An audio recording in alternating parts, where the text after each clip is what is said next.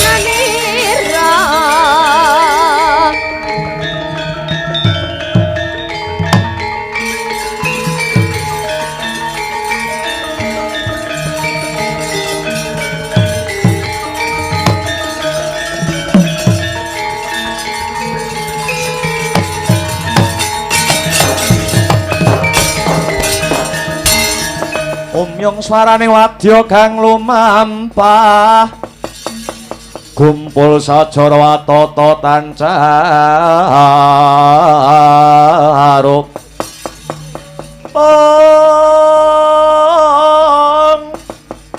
Deni Rama parna dwaja miwang bending ungkung risang rekyana pate kang minangka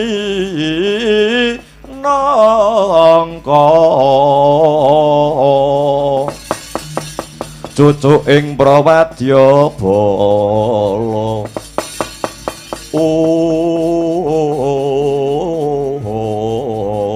woi latalah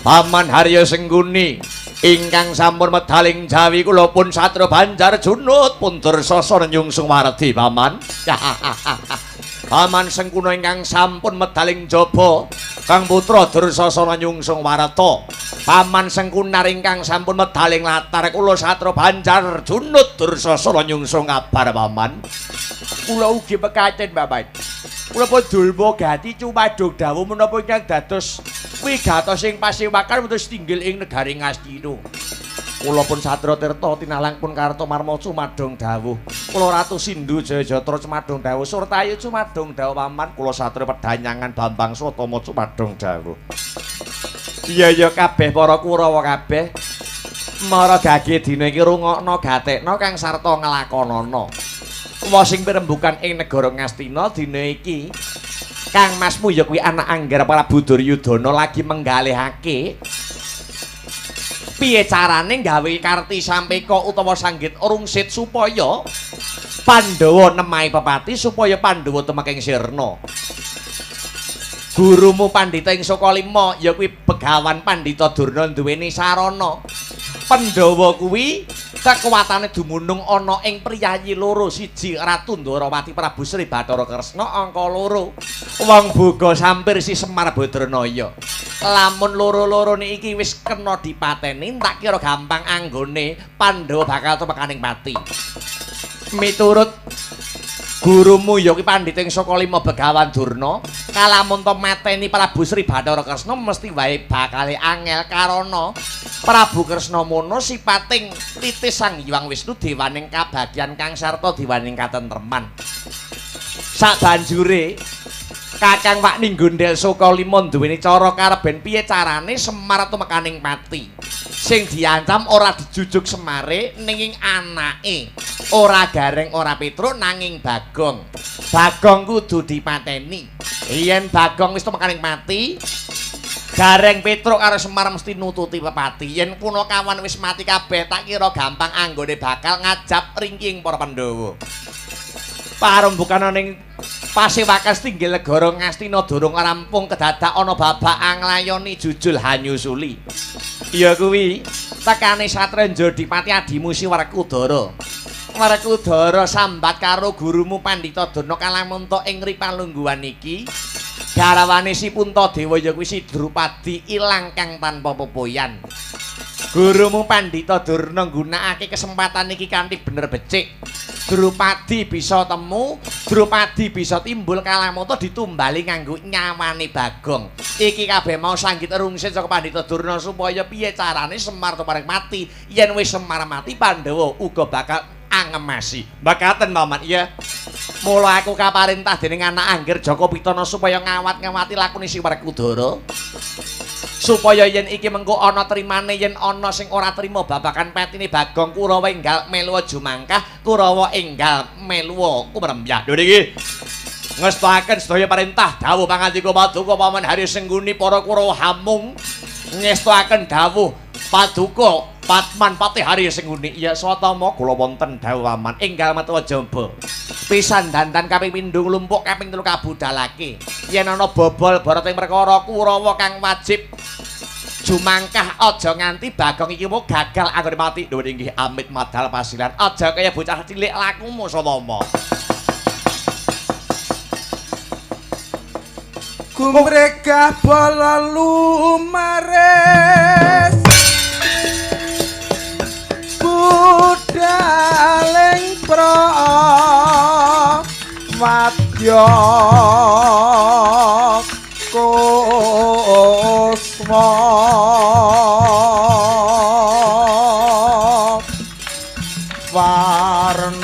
warna-warna busanane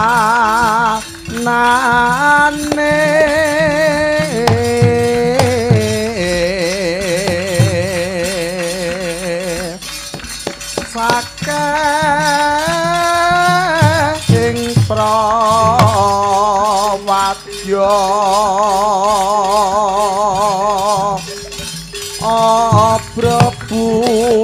abrabusana nira swarane rame gumuruh pindha ombak ing samudra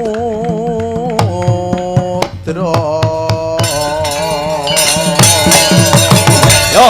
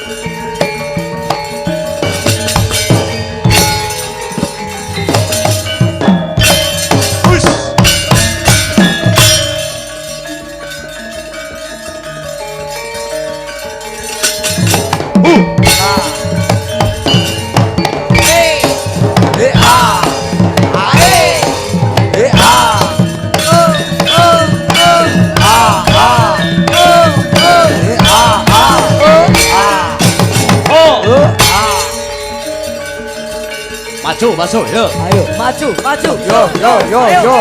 Yo, yo, yo, yo. Yo. Yo, yo.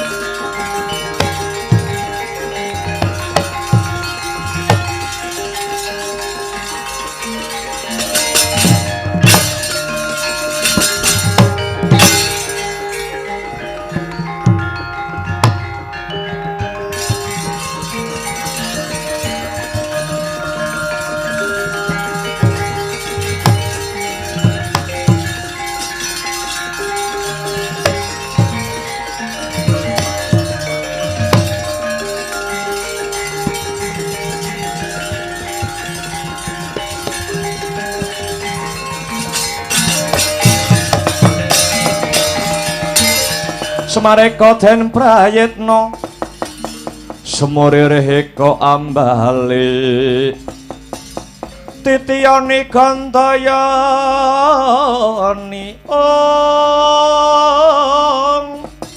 Trisanya Purnama sasi gilar-gilar smeti ning tengahing latar Milang ana lintang Bima Sekti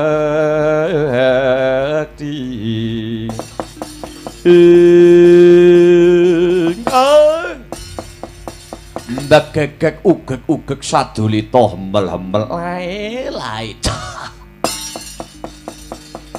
menawi mboten sisip ing pamawas punika Ndara Janaka sarimbit kaliyan Ndara Bimasena ingkang kepareng rawuh wonten sudung kula Karang Kadempel wonten wigatos ingkang pundi Ndara kok sajak sumengka sanget Kakang Semar inggih dina iki aku bakal takon marang Kakang Semar Badranaya kok ujug-ujug tanglet babagan punapa lho Ndara Apa pancen bener Kakang Semar Badranaya tresna mring bendaramu para Pandhawa?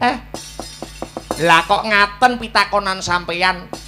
Lahir trusing batin anggenipun Semar tresna dhateng momongan kula para Pandhawa. Enten apa to Gus kok sampeyan pitakonane sajak nyolowadi? Kakang Semar, yen to pancen Kakang Semar tresna kelawan para Pandhawa, mesti wae Kakang Semar uga tresna kelawan kulawarga agung ing Ngamarta. Tegese Kakang Mbok Dewi Drupadi lunga saka negara Ngamarta embuh ana ngendi lenggahe. Perkara iki andadekake mrina penggalihe Kaka Prabu ing Ngamarta. Bareng Kakang Werkudara nyuwunke katerangan iki ana ing Bapa Pandhita Durna. Tinemune jebul timbule Kakang Mbok Drupadi ana pitukane, ana syarat-saranane. Punapa syarat-saranane? Swawi kula aturi paring dawuh, Den. Kakang Semar, timbule Kakang Mbok Drupadi kudu mawa tumbal, tumbale ora ana liya ya kuwi anakmu ragil si Bagong kudu dipateni Kyai. Wah!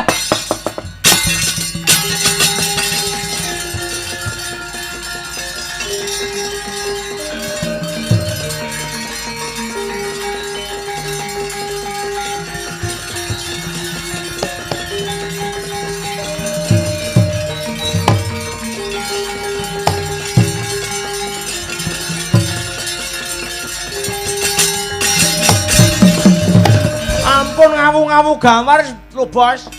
Ndara Janaka piye Bagong? Bagong iki ora ana sambung rapete karo tindake Gusti Ayu Drupadi. Kok ngerti-ngerti kula arep dipateni, Sampeyan niku duwe ati napa mboten? Sampeyan niku satriya lho Gus. Kula dereke seprika-sepriki. Sampeyan nek tapa ning alas kanthi 3 wulan, 4 wulan. Kula ora tau mulih ning omah nggur belani sampeyan. Bareng saniki kok sampeyan tegel tega kalih Bagong. Jane Janaka karo Werkudara dina iki apa lagi kelangan rasa kamanungsan. Ora usah kakehan gunem sing tanpa guna. Yen kowe ora gelem tak dadekke tumbal kelakon tak urda paripaksa dina iki kowe Bagong. Kowe gelem tak dadekke tumbal. Apa yen ora? Yen ora gelem kelakon tak idak ning kene mudhar dina iki kowe. Mlayu Gong, mlayu.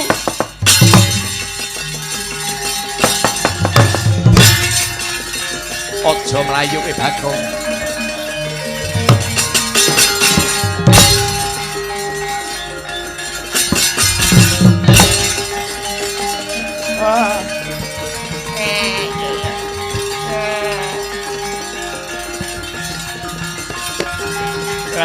Berikut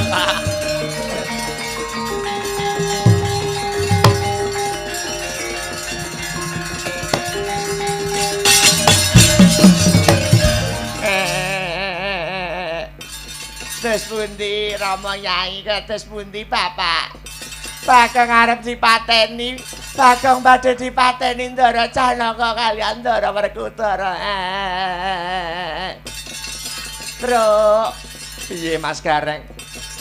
RT RW-ne Bagong kabar ana. Bagong arepe dipateni ora wurung kok mlayu aja panggah kecekel.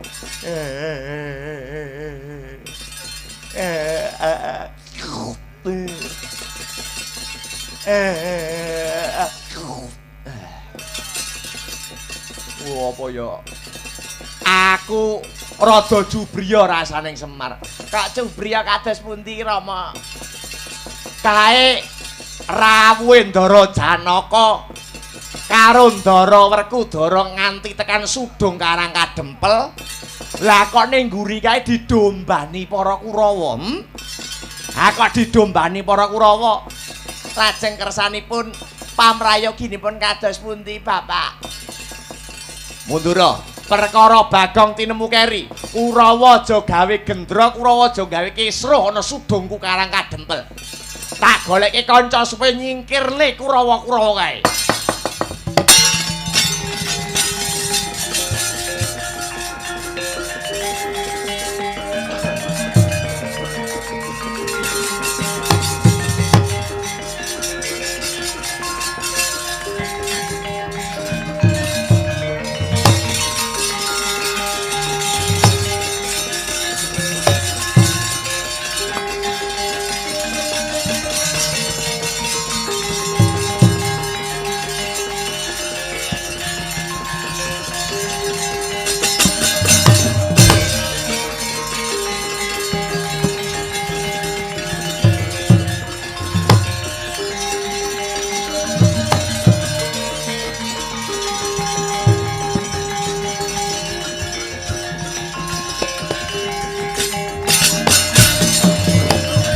handedel gayuh gegono risang ramandaya patyana yaksa gungcang krama namane wil katak sini jejagi jroning wareh Baca kolam tanpa tuwa Mino-mino drodaladri Mila kuku saben ari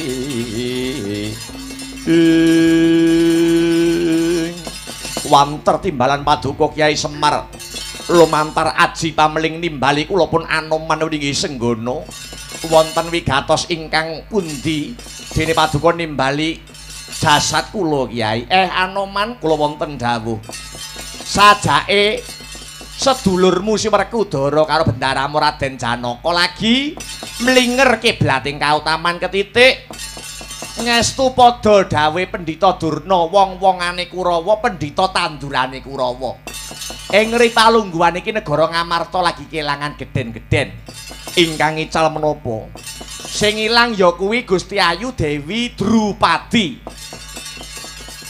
Durna kandha marang Werkudara karo si Raden Janaka kalamunta timbule Dewi Drupadi kudu ditumbali ya kuwi anakku ragil si Bagong iki genah kabar sing ngaya-wara iki genah ngawu-ngawu gawar mula Jubriya rasane Semar Badranaya ketitik rawuh Ndara Janaka karo Ndara Bimasena didombani karo para Kurawa mulaku njaluk pambiyantumu Yanoman Kurawa singkirna aja nganti gawe kisruh gawe gidhuh ning Karang Kadempel kalilan nyuwun pamit Kurawa badhe kula unduraken barisanipun duga-duga ginawa ngati-ati aja nganti keri Anoman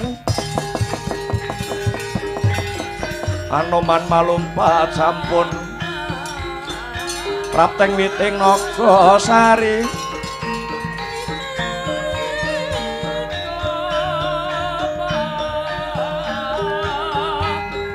kulat mangandhap katingal Wanodya yukur ageng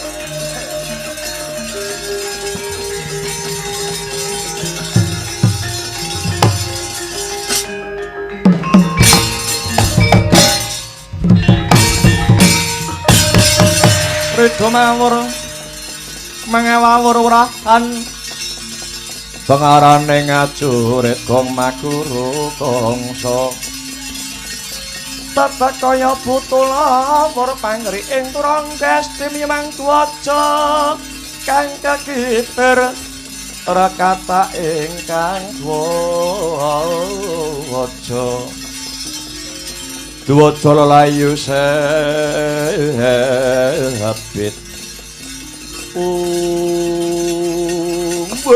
latalah durung adoh laku kusana negara Ngastina kepapak ana wanara kusika seta tegese kethek kula sing putih ora pangling Anoman karta marmana paran endi Bagong tak pocok jangkane mati dine iki ora usah melu celeng boloten kebo latengen prayoga bali ana negara Ngastina timbang tak babati barisanmu kowe Anoman ora ngerti masalahe ora ngerti kintang kipule ora ngerti abang ijene perkara kowe kudune sing bali kowe kethek tuwek keplek meh matek ora usah melu-melu urusan iki urusane Pandhawa kang sarta Kurawa ilange Dewi Drupadi kudu ditumbali kanggo nyawane Bagong tak belani nganti tetes sing getih kang pungkasan babu arep apa wani karo aku entek wedine kare wanine bagus legan golek momongan bubuno golek pacangan marang kita talang kerajau leno pangin apa biada damleng sati gawe jotakon dosa kowe Anoman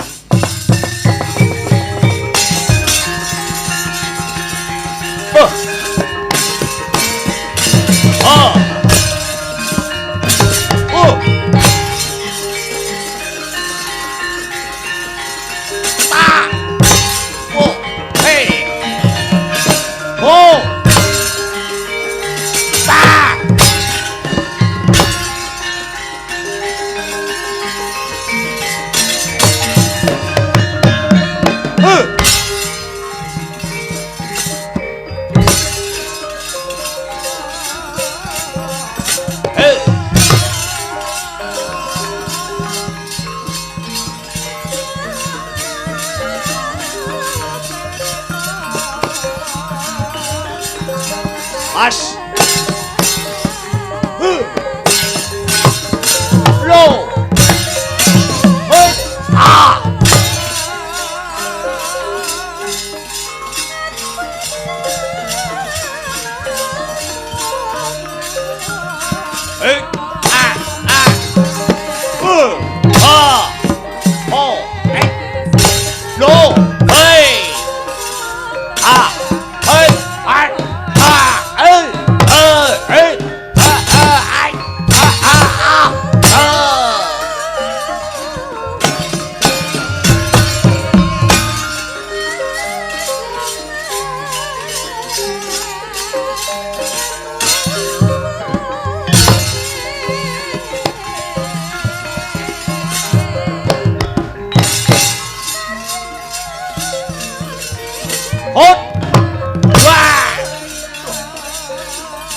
mati aku.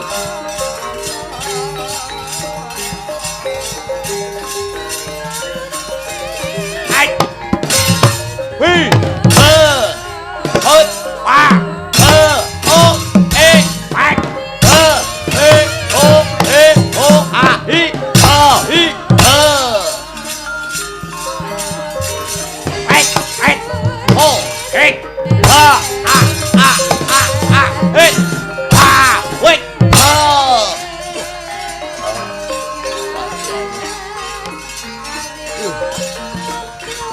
Hit!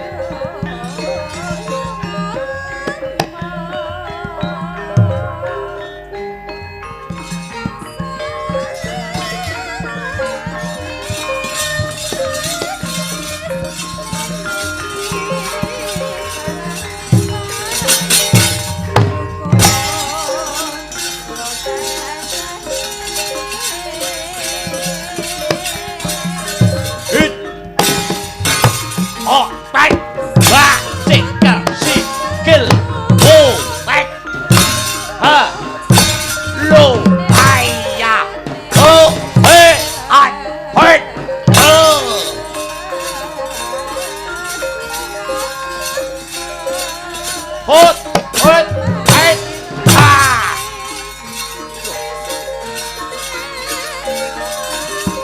Hai, hut, hai, hut. Hut, hai, ha, ha, ha. Ha.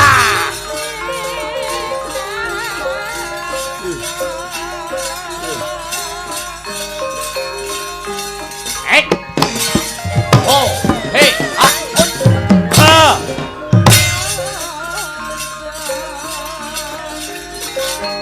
Hey. Yo, burung kalah.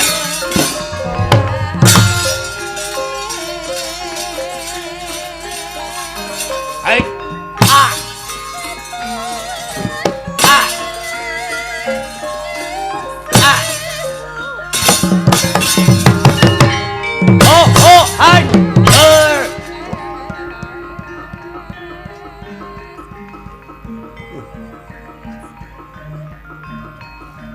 Hey.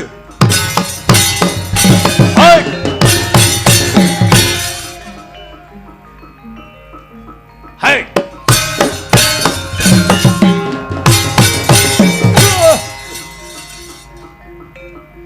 Hey. Ha ha. Ha. Hey.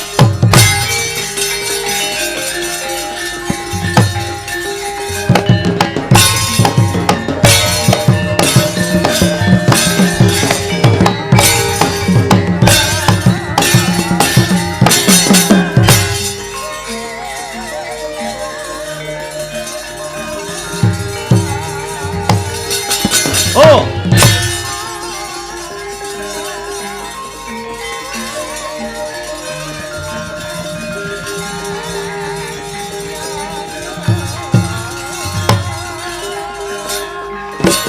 Ot. Ha. Oh. Hey. La. Hut. Ha. La. Ho. Hut. Hey. Hey. La.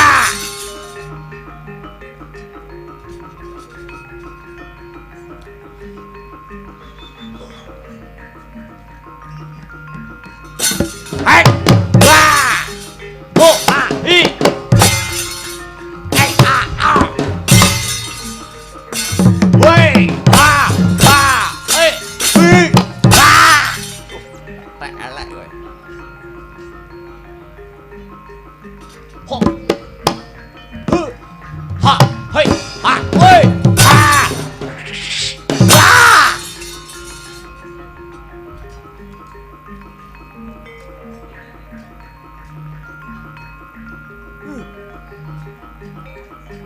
Huh. Ha. Ha. Ha. Ho. La. Huh. La.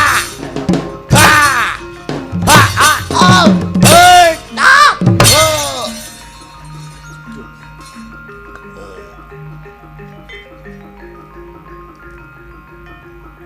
Hey. Ha. Ha. Roll.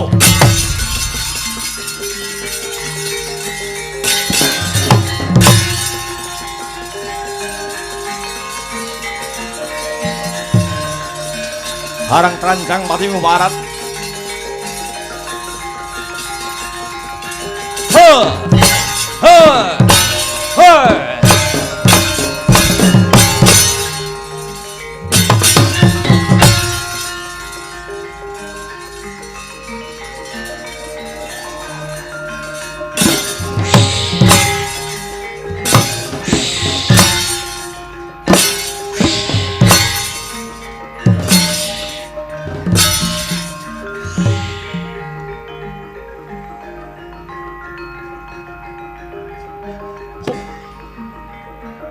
Balik ki.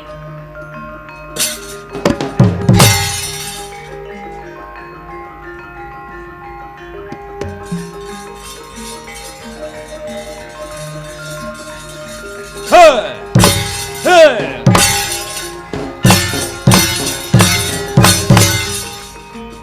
Mati. Hai. Aduh.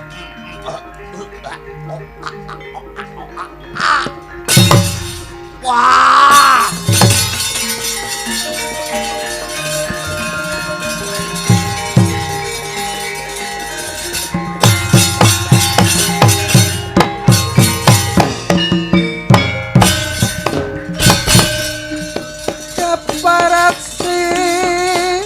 para manungsa wani tanding lawan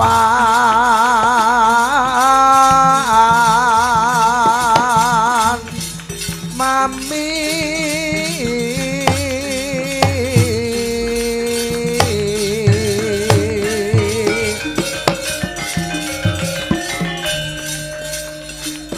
iki satriya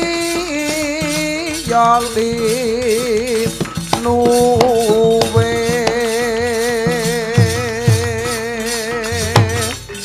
jayeng palu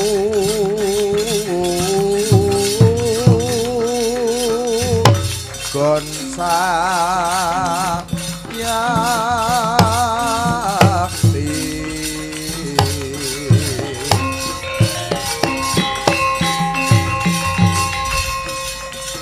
apa siratan ajre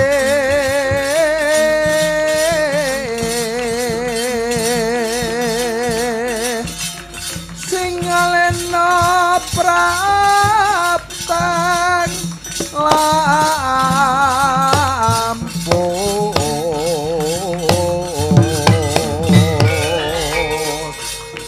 katokno budinira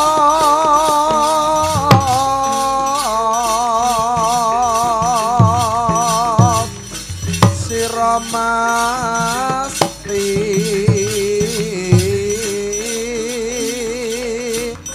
bakal lale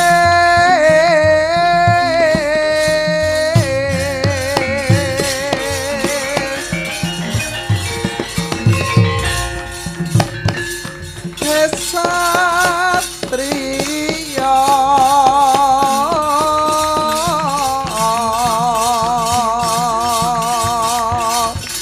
amyu bareng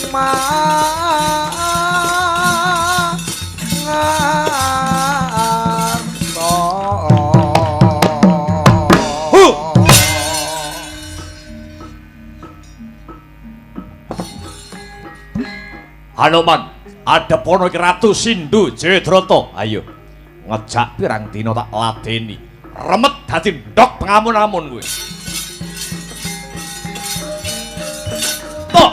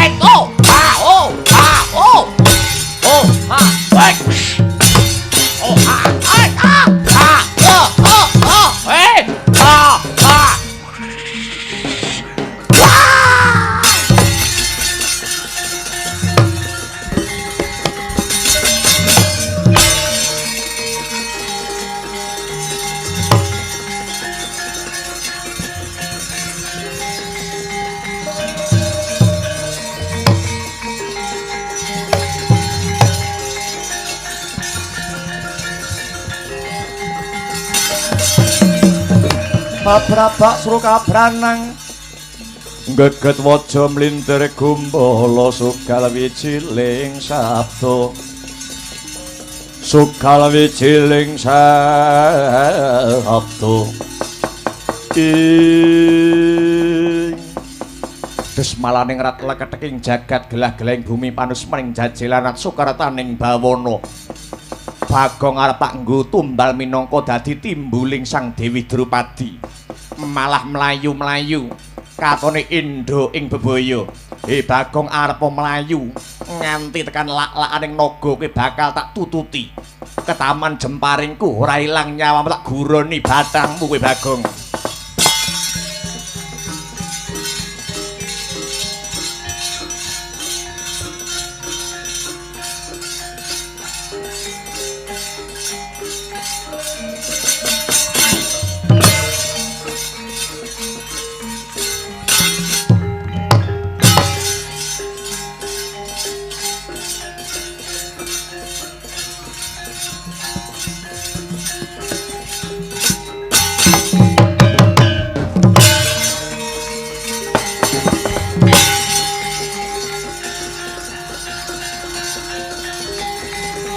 mati aku jiwa mancing go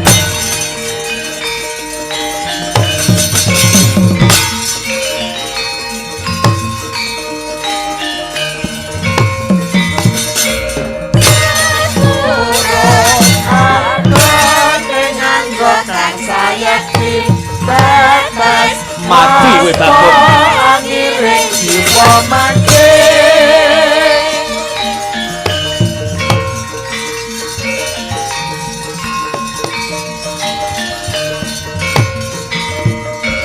aja Bagong kowe ning dikang nganggo kang sayekti Gong netes wasko ngiring jiwa mancing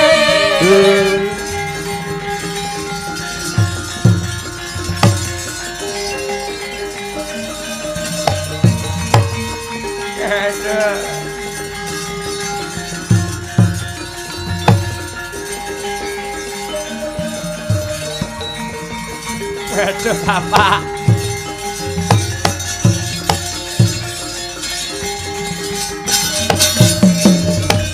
mawa kang katrajang ing dahana wadya sanggep keprabon perang kang obro markata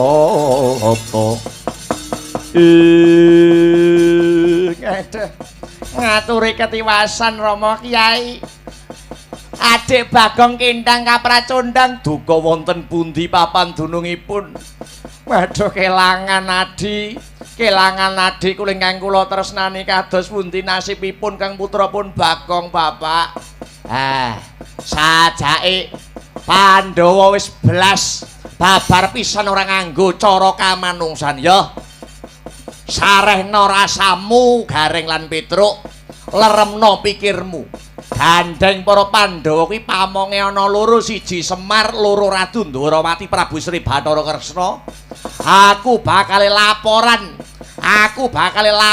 marang Prabu Sri Bathara Kresna sinuwun Ndwarawati kula ingkang sowan sinuwun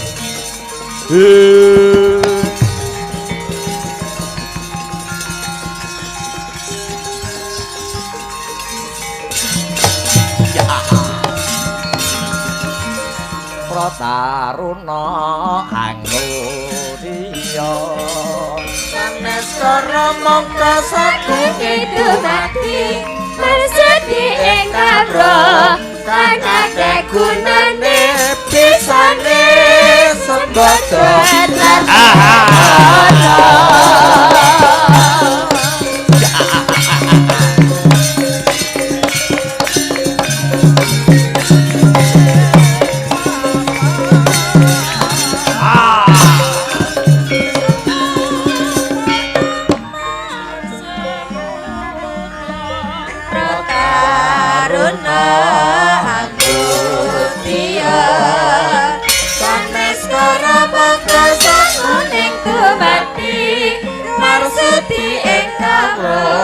kang akeh gunane pisane sembodo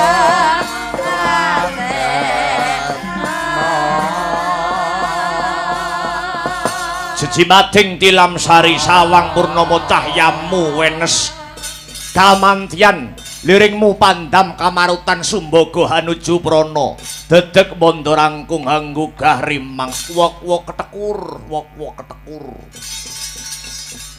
Drupadi tanpa ana brangtaning atiku kuwi dadi bojoku ora bakal tiba aning parang curi nanging bakal tuwiba aning kasur babut kilapo warna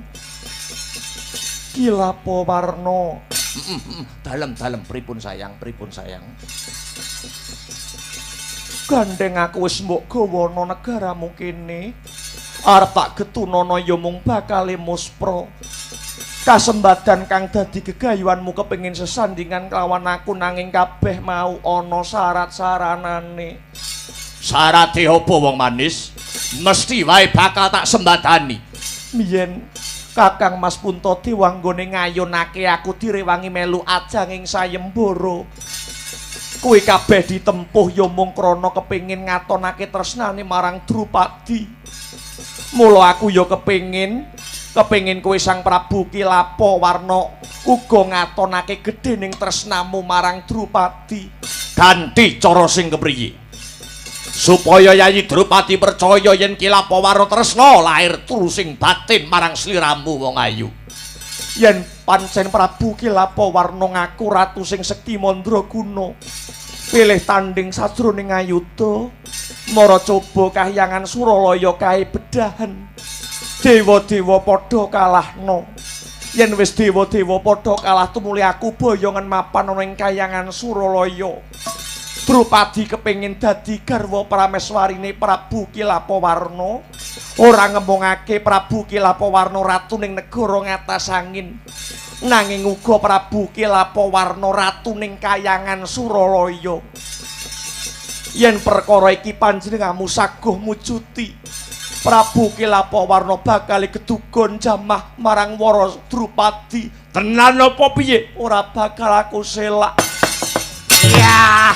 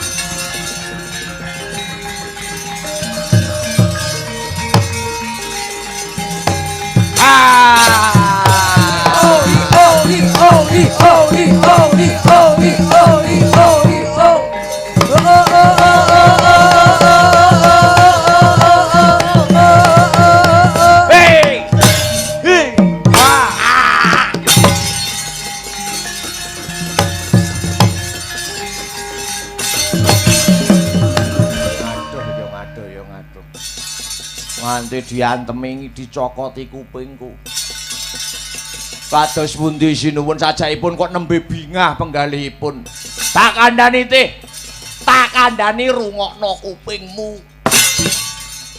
nggih kula mirengaken dina iki Yayi Drupadi gelem tak pek bojo waduh nderek bingah sinun aja mung melu seneng kowe galak men to. Yayi Drupadi kelem tak pek bojo, Yayi Drupadi kelem tak rabi nanging ana pitukone. Pitukone napa sinuwun? Kanggo ngatonke gedene tresnaku marang Yayi Drupadi, aku dikon bedah kayangan. Duh, gawean abot neh. Bedah kok bedah kayangan. Piye? Wis sambat. Wis sambat. Iblis kowe. Aduh, Yung. Mboten sambat sinuwun mboten. Kabeh bakal tak lakoni kanggo Yayi Drupadi, ora sah dadak suwen. Kapiyakno Wadyabala saka ngatasain mungkah marang kayangan. Dewa-dewa padha direncak kayangan Suraya datekke Karang Abang. Senika ngestaken dawuh Budatina iki.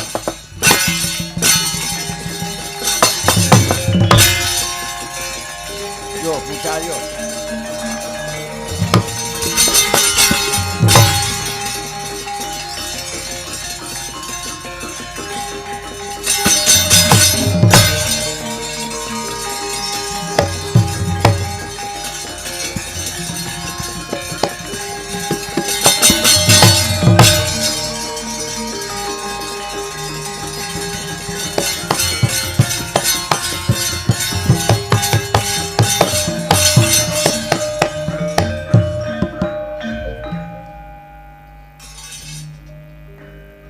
Sangsaya dalu ara sabyor kang lintang kumedhat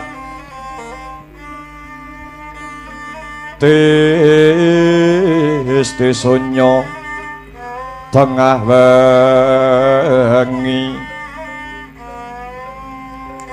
lumrang gandaning puspita karengyaning Pudyanira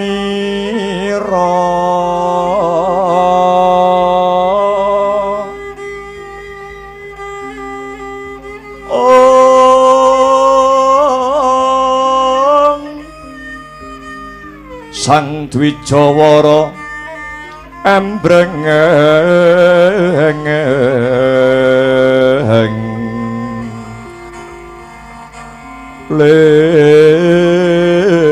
swaraning madu branta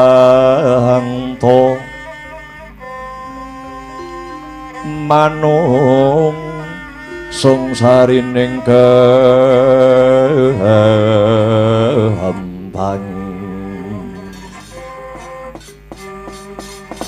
wancine wus madya ratri dereng wonten ingkang cinarita hamung Sang Hyang Candra ingkang jumedhul saking arka harsa hamadangi jagat dupi tata sing kamantyan dewasaning Sang Hyang Arka yekti wis wancine gara-gara mijil tirta kencana.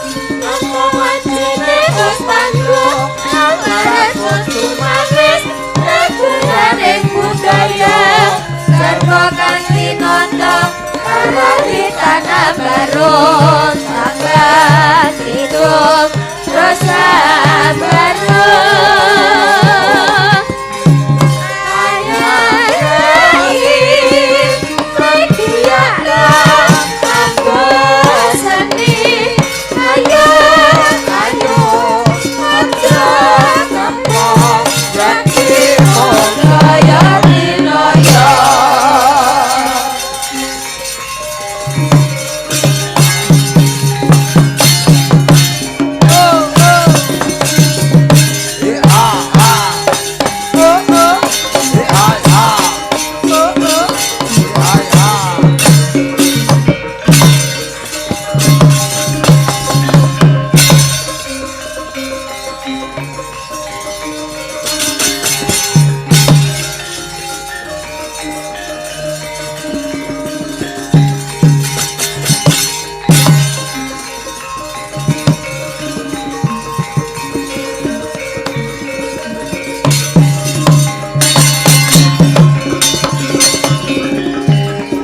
Assalamualaikum warahmatullahi wabarakatuh.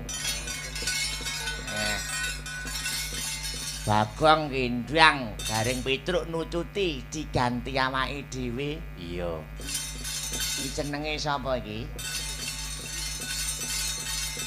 Kowe tak jenengne Surata ngono wae. Kowe Den Mas Genuk.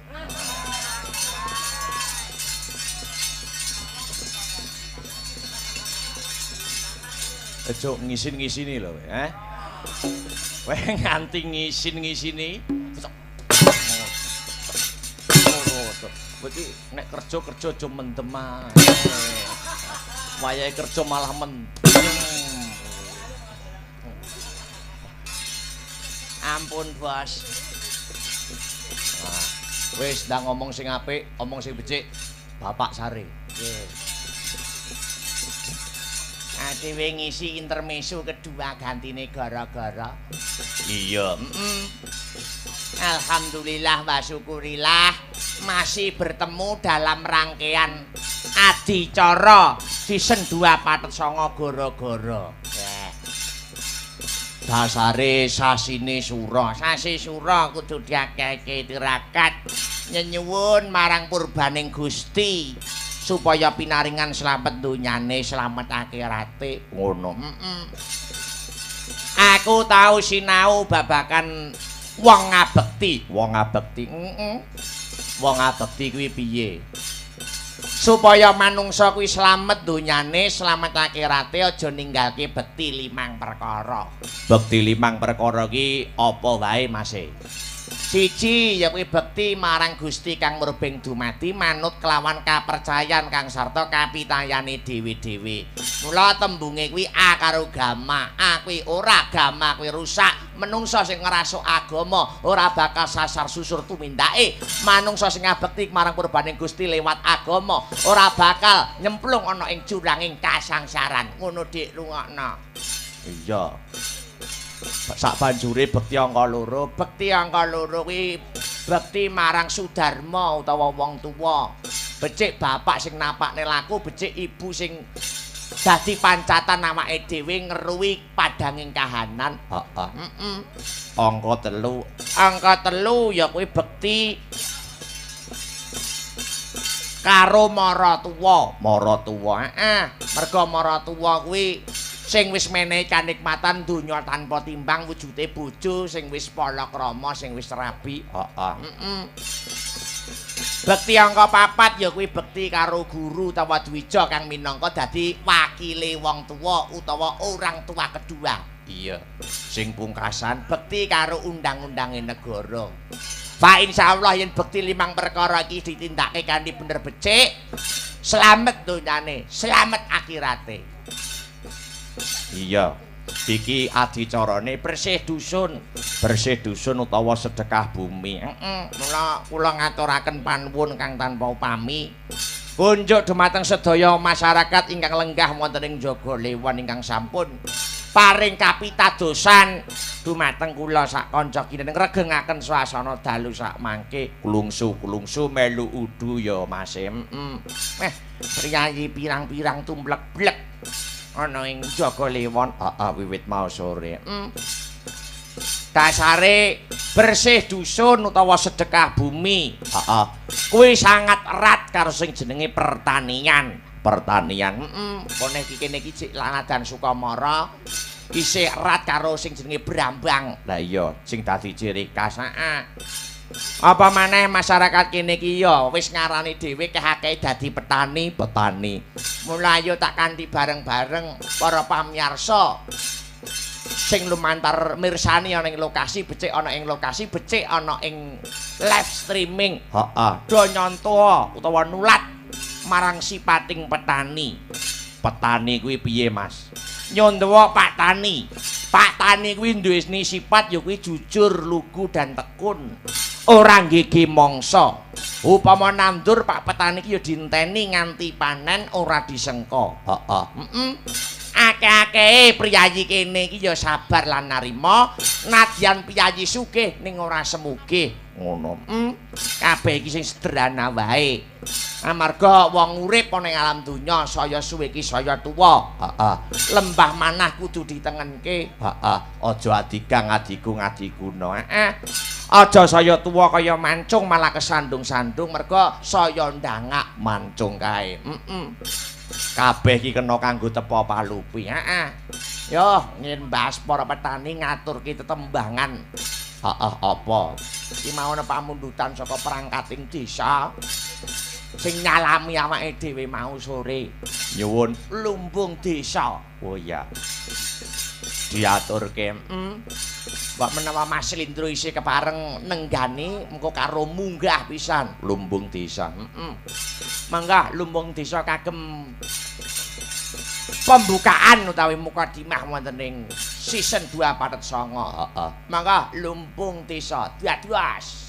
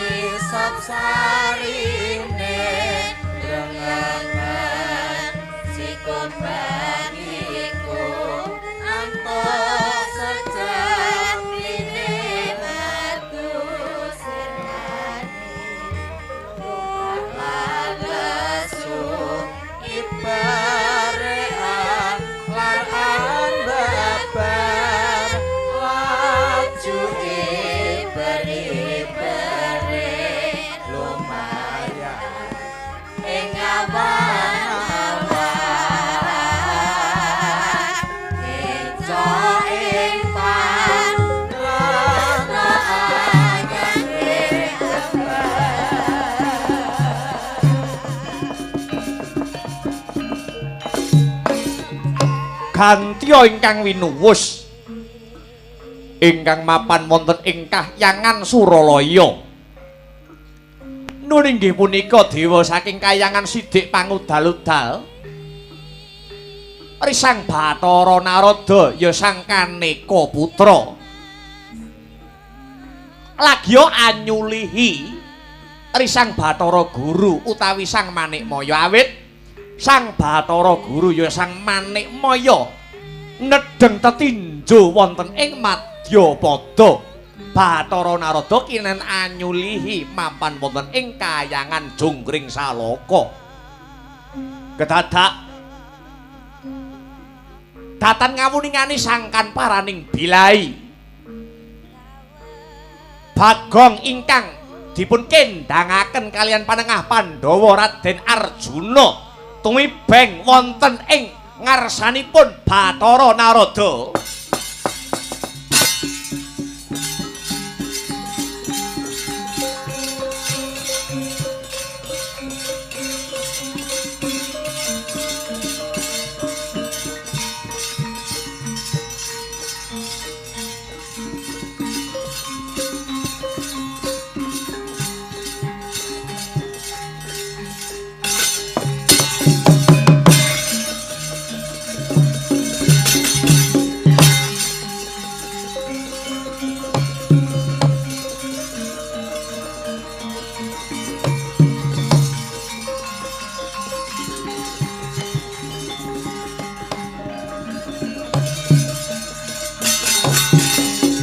Sarate bandam sumulung amadhangi jroning pasareyan ngenani wadana remu-remu kalingan ngangkrangan prakencong pak pong waru dayang tinegara wong kali cedenge taniline ora ngerti sangkan paraning bilai nedeng aku nyuli utawa ngenteni pukulun Manikmaya ning Kahyangan Jongkring Saloka kedadak. Lah kok iki Bagong kliyang-kliyang kabur kanginan kendang kapracundang. Kaya linala sanotot bebayune coba tak paringi usada supaya bisa. Waluya jati temah nirmala Bagong.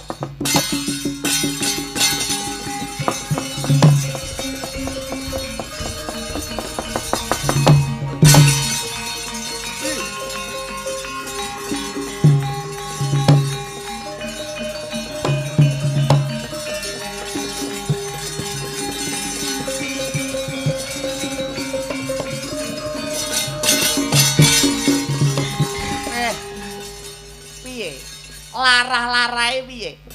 Kok iso kendang kapracundang nganti tiba ning Kahyangan Suralaya? Mbak mangabekti kula kunjuk kula. Nah, wis tak tampa. Piye cerita.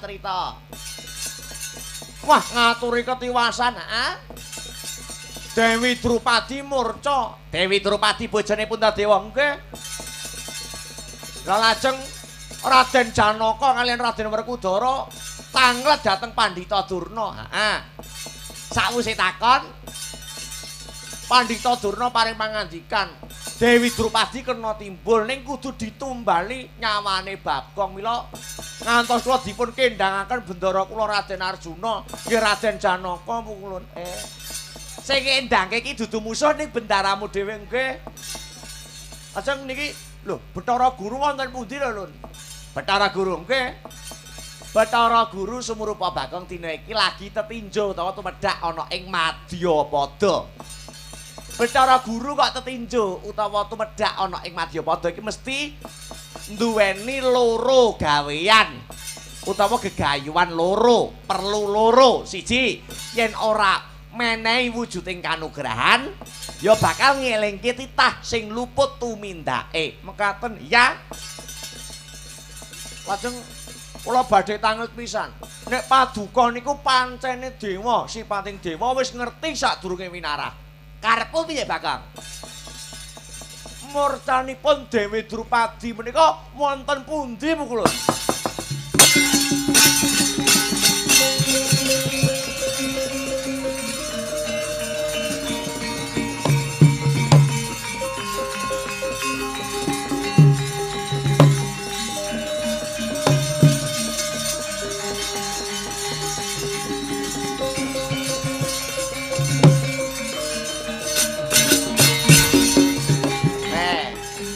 Apa mbok menawa tumuruning Bathara Guru ana ing Madyapada ana sambung rapete karo ilange Dewi Drupadi. Pripun iki kula pumet nek balik teng donya. Wes kendangne meneh kali ndara kula Janaka. Iki ngene wae. Supaya rampung masalahe, supaya rampung enggal rampung sing dadi perkarane. Sandangane Bathara Guru isih cumepak ana ing Kahyangan Suralaya. Lajeng tak dandani Bathara Guru dadi ratu ning Kahyangan. Dadi ratu ning Kahyangan. Aku ya kesel jane, aku ya keju. Kon genteni Bathara Guru ning Kahyangan Suralaya terus. Lajeng nggonen sandangane Bathara Guru dadi ratu ana ing Kahyangan Suralaya kene. Tak pacai.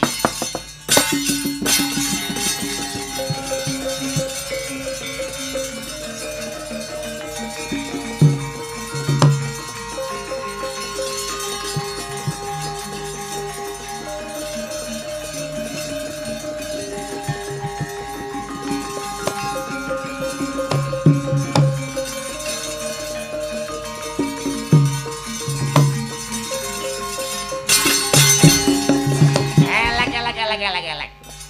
Ketok leh merabu. Ketok leh wangun. Nganggo sandangane Bathara Guru. Jan kaya slindru. Kula dadi ratu ning dewa. Kanggo sawetara manggono kene. Mengko nak sumber perkarane mesti ketemu. Tak jenengi ya kuwi ratu ning para dewa Prabu Bawarsari. Prabu Bawarsari. Masuk. Indra Brahma ning ndi to, Nang? Tak celuke. Kan lumarap mriki pukulun. Ratune Kahyangan Prabu Bawarsari. Tak bangune Kahyangan Suralaya kene. Indra Brahma rene.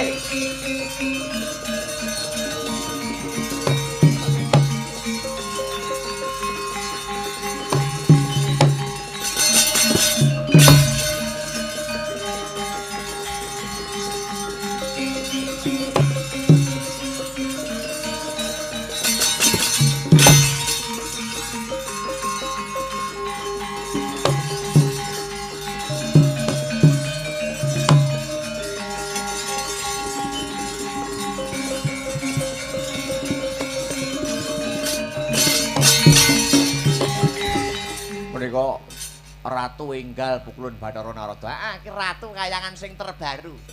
Prabu Bawarsari kanggo nunggu Pukulun Manikmaya bali mring kayangan. Sembah pangabekti kula kunjuk Sang Prabu Bawarsari.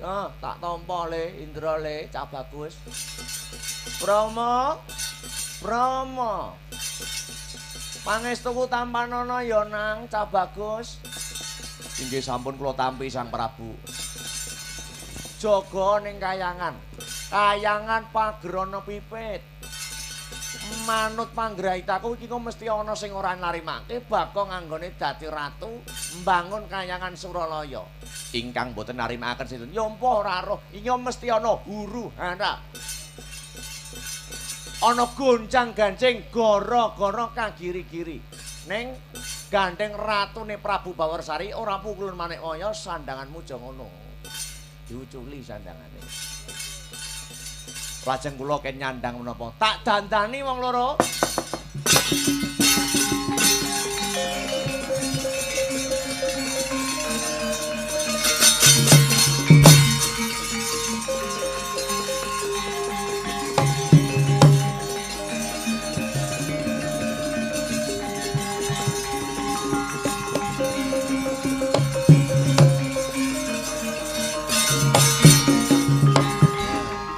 Dewa-dewa ngene kabeh nak ganteng. Jogonen kayangan ya. Lho inggih Pukulun. Suarane aja ngono raimu. Suarane Bagong wong tak pacaki Bagong kok. Wis dijaga kayangane. Yen ana bapa berarti perkara ora narimake Prabu Bawarsari mbangun kayangan dadi ratu ning kayangan, singkirke.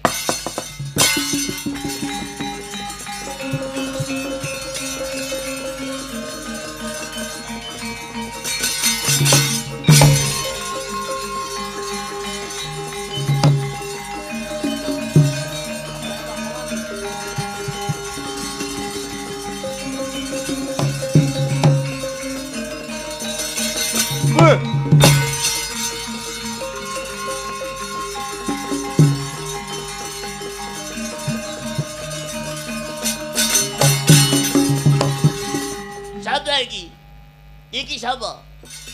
Prajurit saka negara ngatas angin kekesete ratu Gustiku. Ya kuwi kekesete Gustiku ratu saka negara ngatas angin Prabu Kilapawarna. Munggah kayangan arep tak bedah kayangan. Oh, jarak perkara.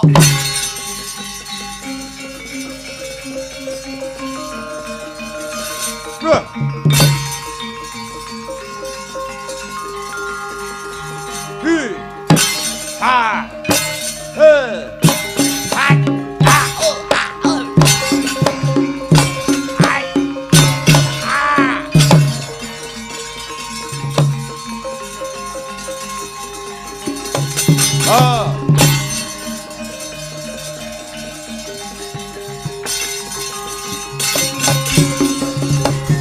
Tak bedah kayangan lagi kancane.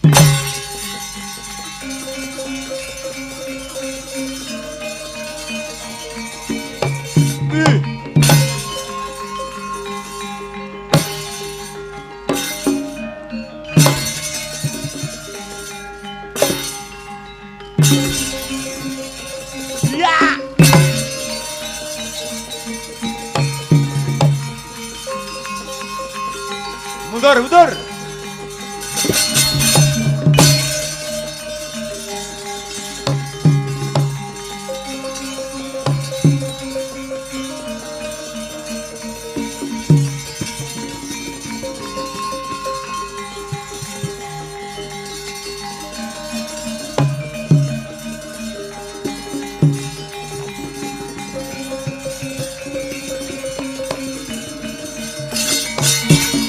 Sikra bala kang tumingal barang jambu samya medali leratet wileting kudu iki bener kayangan Suralaya ora ya ratu nek raine kaya wajan lho ngenyek ratu dari manakah engkau? Prabu Kilapawarna nguri saka ngatas angin. Perlu Mas? Mbedah kayangan adepono Prabu Bawarsari. Wong prajuritmu kalah karo Wadyabalaku. Ribuan bagong mengeroyok prajuritmu lha kok kowe nantang karo aku. Ngejak pirang dina tak ladeni. Weh, ladalah. Remet dadi kelalare ngepepe kowe. Maju Mas.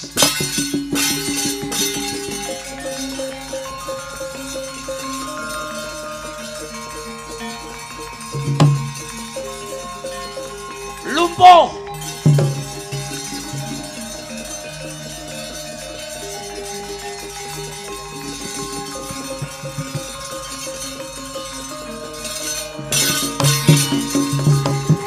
Mocar. Lagi winong wong ing dewa. Prabu Bawarsari. Aku mun lumpuh, kowe lumpuh. Aku untung ora omong kowe mati. Aku ngomong mati, wah, teksek kowe. Untung ngomongku nggur lumpuh. Waduh. Kula nyuwun pangapunten, kula nyuwun pangayoman. Kowe ngopo tujuanmu mbedah kayangane apa?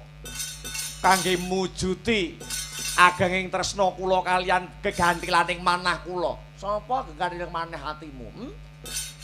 Dewi Drupadi. Lho, Dewi Drupadi mbok colong. Nuwun inggih kados mekaten. Pasrahna Drupadi kanggo aku. Mangsane. Ayo waras. Drupadi gawa rene.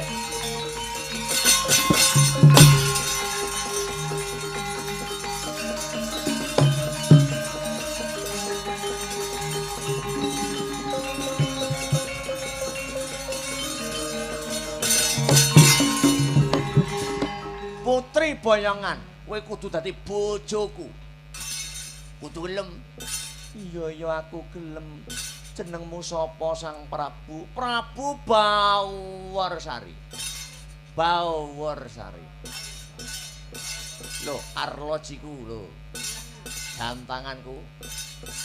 Ratu keren kok. Kowe sapa Ki sapa? Kilapawarna. Karo para bagong.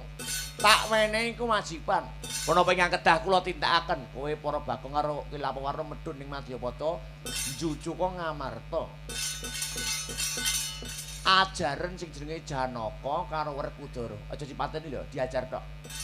Digawe kapok. Wis ora usah tekon masalah apa, diajar. Nganti kapok makaten. Iya. Dewi Drupadi mlebu ana ali-aliku. Akeh saka Jaka Lelana. Mlebu ana kene, mbok ana bobol barating perkara karaben Nimas aman.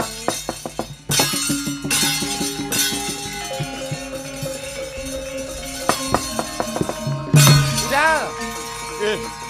Staken dawuh. Udah.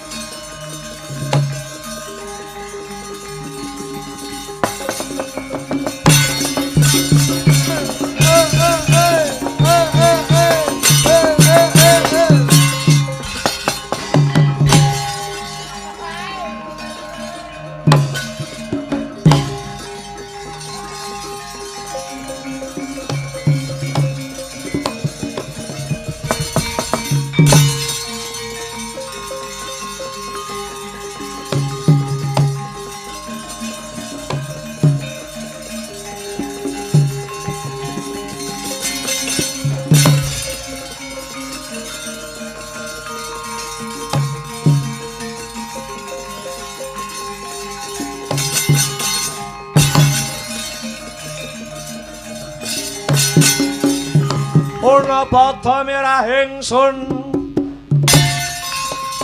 prihatin pas pakung mijil tuhu dahat tanpa karya sangkang rinemangkan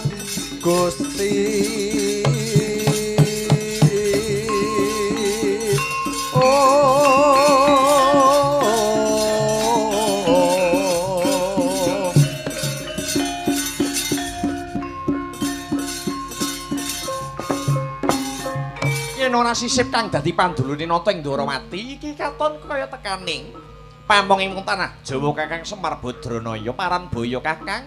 Ana wigati apa katon kok ana perkara kang kineker. Ha. Sinuwun Ndarawati, mugi kawuningan. Anak kula Bagong Kendang Kapracondang ingkang ngendangaken nuwun inggih Kang Rayi Paduka pamadyaning Pandhawa nuwun inggih Raden Arjuna. Lho, lara-larae kepiye, Kyai? Dewi Drupadi murca ingkang tanpa pepoyan.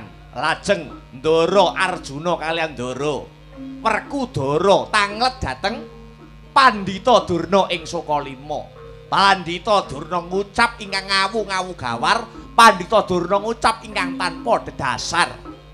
Timbule Dewi Drupadi kedah ditumbali kalian nyawane anak kula pun Bagong. Satemah anak kula Bagong dipun kendangaken kaliyan Raden Arjuna.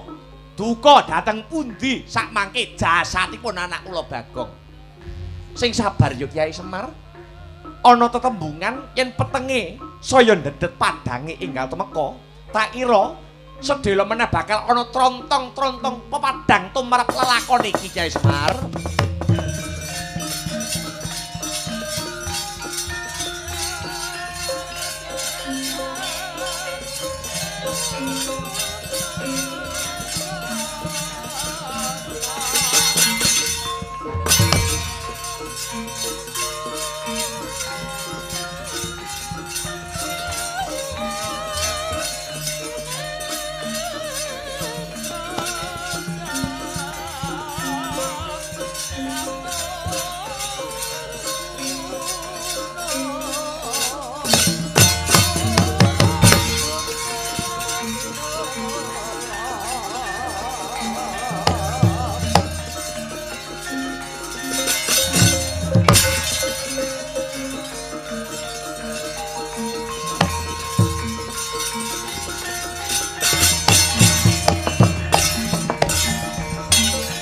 Para Sang Arjuna es munira kamanungsan ing lonjong mimis lakumu melar mingkus ambekanmu saka ngendi Dimas Janaka.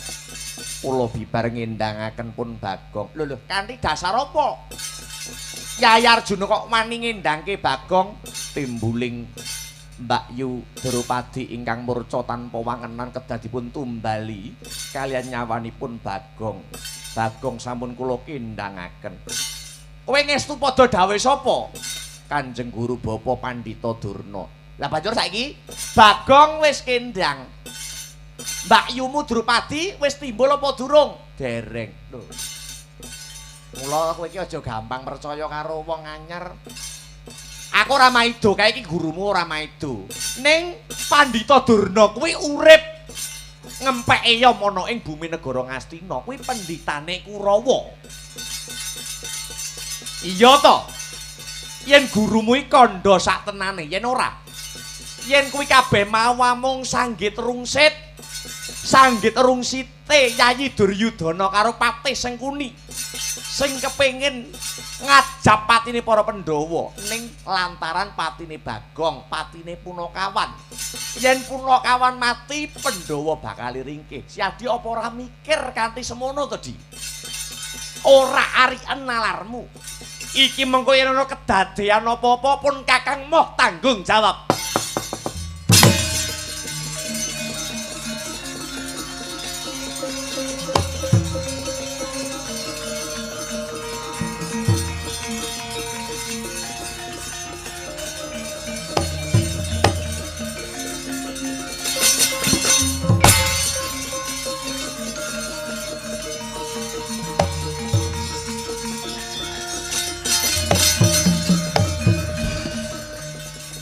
Kakang Patih Tambak Ganggeng mlayu-mlayu gawe kaget nganti tekan Ndarawati ana apa?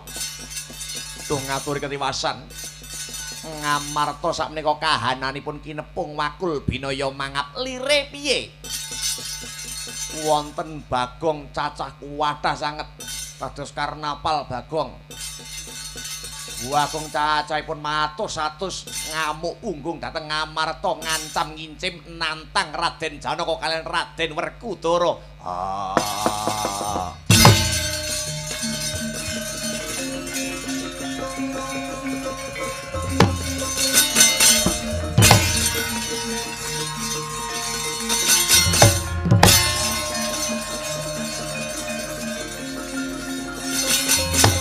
Ditututi Kakang Semar. Ah nggih.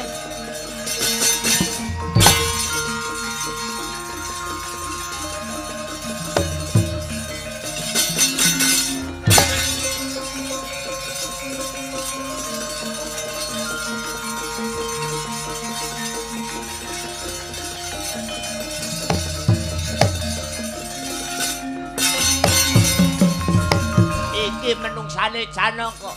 Kowe kudu mati dening aku. Kurang ajar.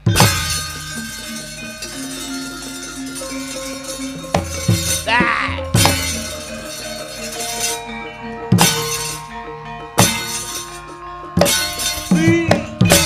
Hai. Ujar.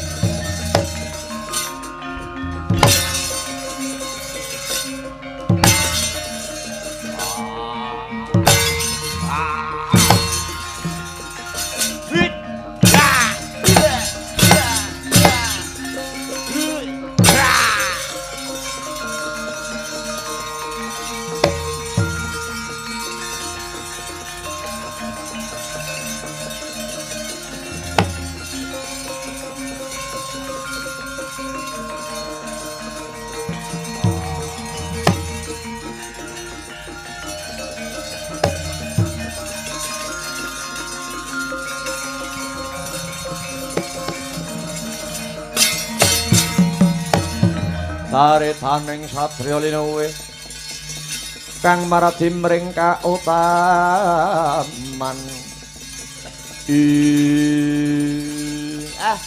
Ndara Janaka Ndara Werkudara kok nglumpruk tanpa daya. Yai Semar aku njaluk pangapura awit aku kebrongot. Iya kuwi mung ngeboti pangandikane Bapa Durna nganti aku mentala marang abdiku dhewe.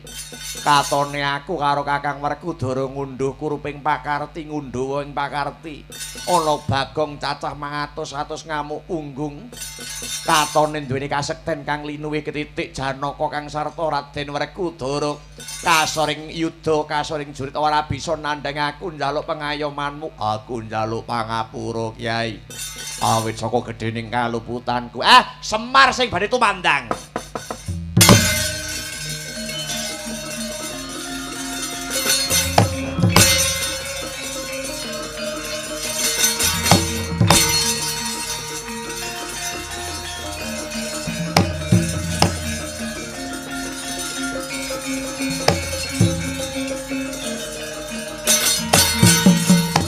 Prabu Kilapawarna. Pokoke sete Gustiku Prabu Bawarsari di Janaka Werkudara. Adep ana aku.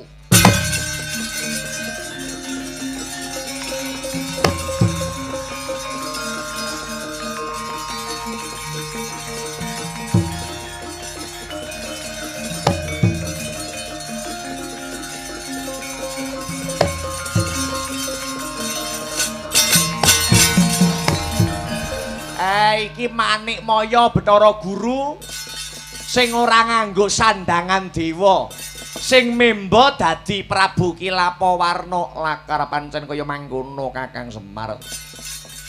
Aku dadi wujuding Nalendra mung duweni gegayuhan loro, ya kuwi siji ngelingke para Pandhawa ben ora sewiyah-wiyah karo wong cilik. Angka loro ya kuwi ngelingke Pandhawa aja gampang percaya karo wong-wong kang durung karuan kasunyatane.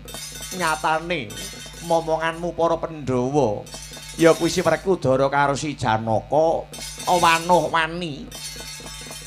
murang tata karo abdine Bagong ngindangke Bagong nganti ngurbanke abdine sing wis labuh marang bendarane. Mangkono Guru, pancen kaya mangkono. Lah kae Bagong-Bagong kae. Kuwi kabeh para dewa Durandara dipacaki Bagong. Bagong kang sejati dadi ratu ning kayangan, bangun kayangan jejuluk Prabu Bawarsari. Ya wis. Tegese lelakon wis padhang enggal bali ning kayangan salina sandangan dewa. Iya. Muga-muga padhanging lelakon iki aku tak bakal bali munggah mring kayangan liwat tepining lepen kang bening banyune muga-muga ing ngarep besok ora bakal ana lelakon bendara kang mentala tegel tega marang abdine ya kuwi para punakawan ya Kyai Semar. Maling siji cengkolen jagone klura rame amalungi makan dene wasine bosa katenjang intang panjerino mencorong keran ajab introjel melayu tumandang makanya tumaling siji cengkolen jagone klura rame amalungi makan dene wasine bosa katenjang intang panjerino mencorong keran ajab introjel melayu tumandang makanya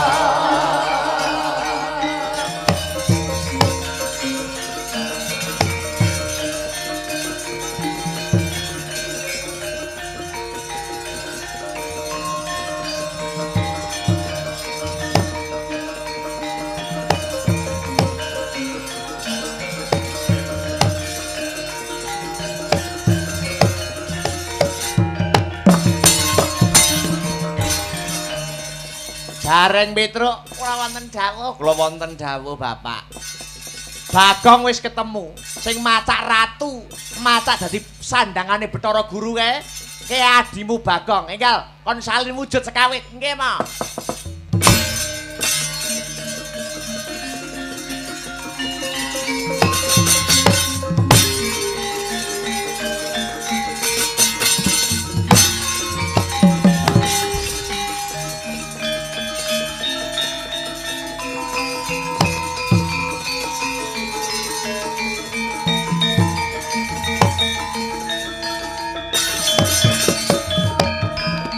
Sapa iki kere-kere iki?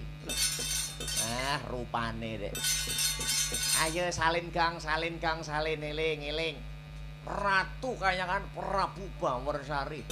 Ora kenek kandhani ajar, Reng. Ajar to, ajar.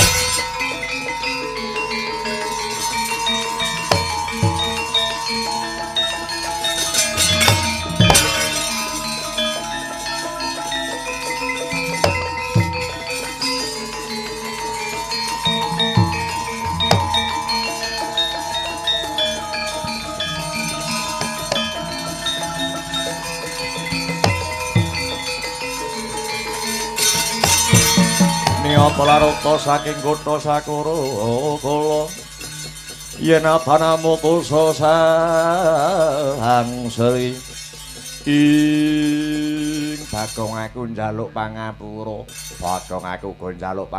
nggih Den mboten napa-napa lakon menika damel kaca benggala iya Bagong iya Lah banjur murcane Yayi Drupadi ana ngendi? Wah, jeneng ali-aliku.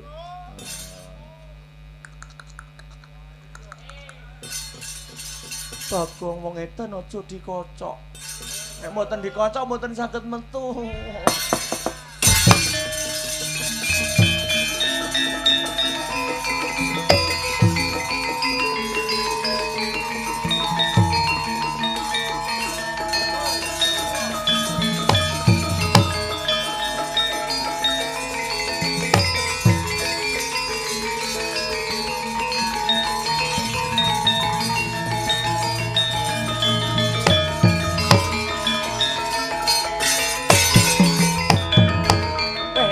wayange wis kukut.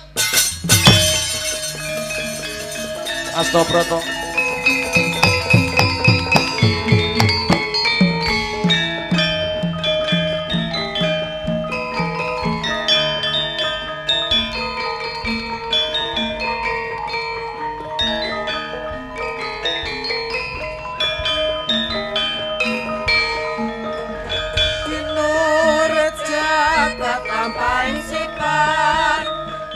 Surya Chandra Lintang Bawana Maruta Langit Tirta Dharana Asta Brata Sandining